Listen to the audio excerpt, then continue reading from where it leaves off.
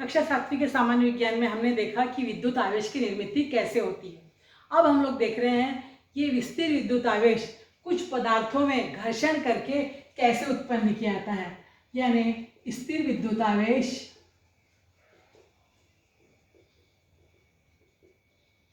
का घर्षण द्वारा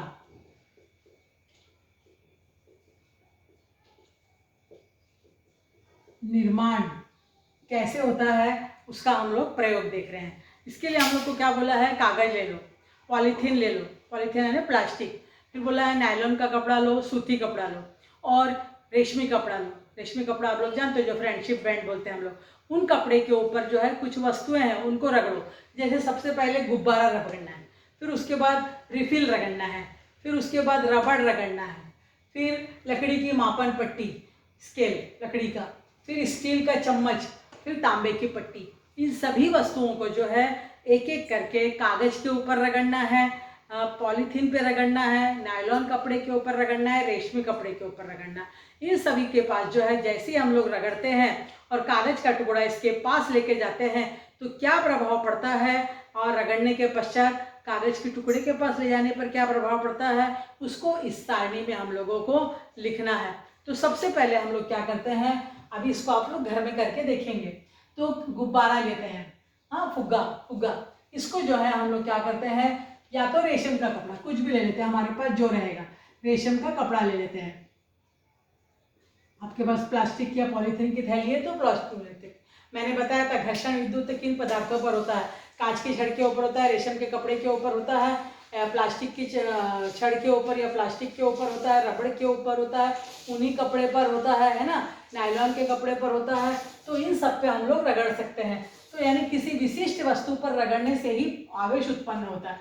तो क्या गुब्बारे पर होता है, गुब्बारे को जैसे ही रगड़ते हैं और कागज के टुकड़े उसके नजदीक लेकर जाते हैं तो पूछा है कागज के टुकड़े आकर्षित हुए या नहीं हुए।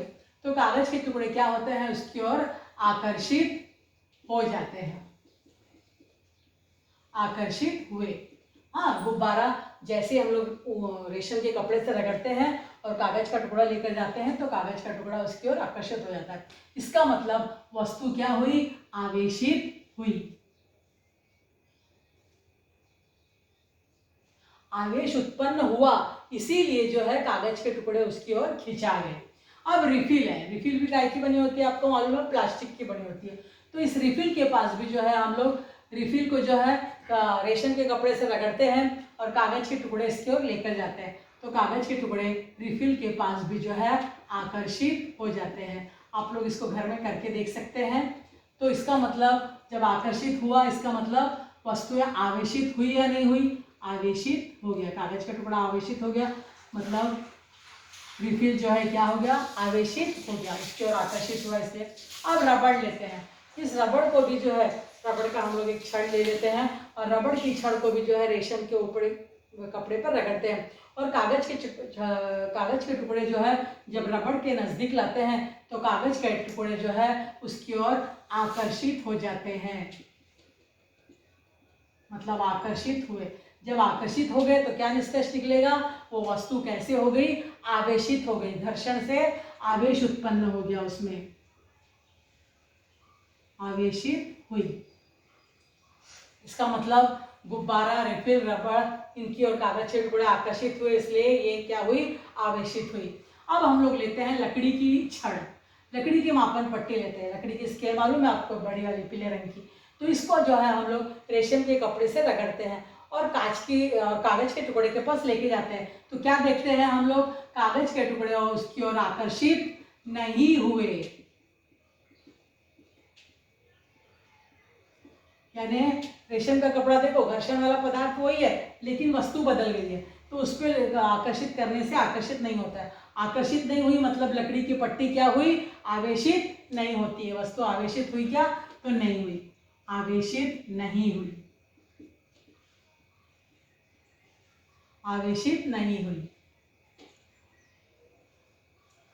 फिर स्टील का चम्मच लेते हैं। स्टील की चम्मच को भी हम लोग क्या करते हैं, किससे रगड़ते हैं, रेशम के कपड़े से रगड़ते हैं, रेशम के कपड़े से रगड़ते हैं और कागज के टुकड़े के पास चम्मच को लेके जाते हैं तो कागज के टुकड़े चम्मच की ओर आकर्षित नहीं होते हैं।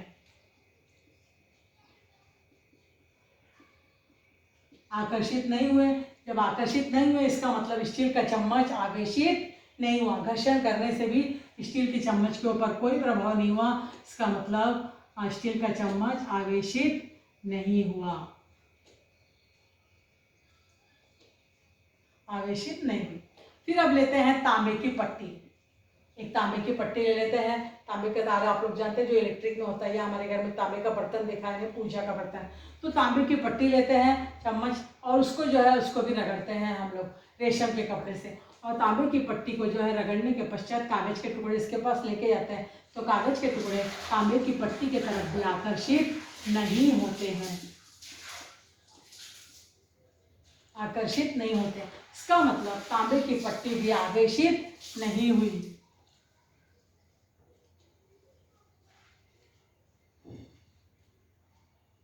तांबे की पट्टी भी आवेशित नहीं हुई। इसका मतलब गुब्बारा, रिफिल और रबड़ ये कागज के टुकड़े की ओर आकर्षित हो रहे हैं, यानी ये तीनों आवेशित हुई। मतलब गुब्बारा, रिफिल और रबड़ कैसे पदार्थ है?